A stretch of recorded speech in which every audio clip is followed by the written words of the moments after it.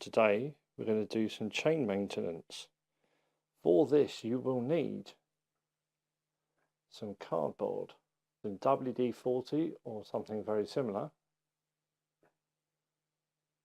I'm using some rock oil chain lube, and you also need a toothbrush, rags and some gloves if you prefer.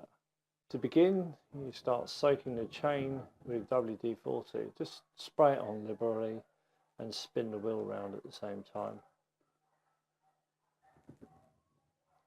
And then agitate with the toothbrush. Please, whatever you do, do not put it in first gear and allow the engine to turn the wheel and the chain, because this will result, and I've seen the proof, in some rather nasty damage to your fingers.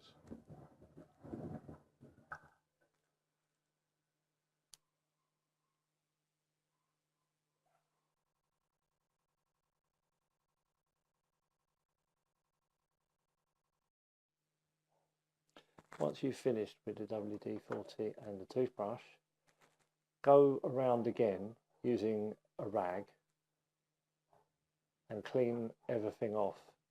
The chain should look fairly clean at the end of it, but it is also helpful afterwards to go over again with a clean cloth with some more WD-40 and just make sure you've got in between all the links, front and back and underneath.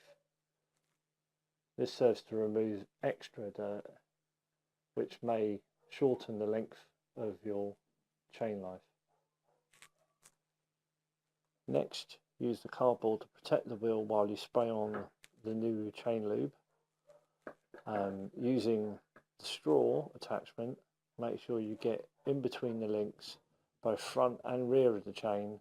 Always keep your hands clear of the sprocket at the rear. Thanks for watching. Please like, subscribe and comment. See you in the next video.